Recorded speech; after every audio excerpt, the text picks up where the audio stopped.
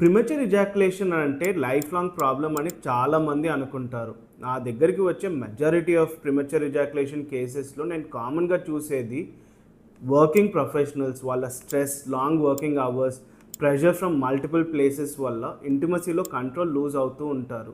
అదే వాళ్ళ main concern. ప్రిమచ్యూర్ ejaculation treatment అంటే టాబ్లెట్స్ మాత్రమే కాదు. The first line treatment is therapy. అందులో బిహేవియర్ మాడిఫికేషన్ టెక్నిక్స్ ఇవి చాలా ఇంపార్టెంట్.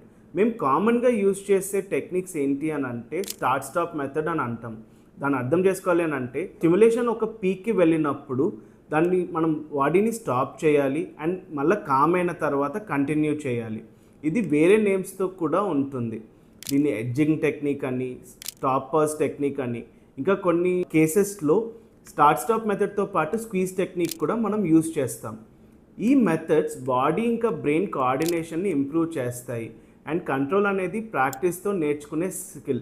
సింపుల్గా చెప్పాలి అని అంటే ప్రీ ట్రీట్మెంట్ చేయొచ్చు. మెడిసిన్స్తో కాకుండా రైట్ గైడెన్స్ అండ్ ప్రాక్టీస్తో రియల్ ఇంప్రూవ్మెంట్ కూడా వస్తుంది. ప్రాబ్లమ్ని నార్మలైజ్ చేయడం ట్రీట్మెంట్కి ఫస్ట్ స్టెప్.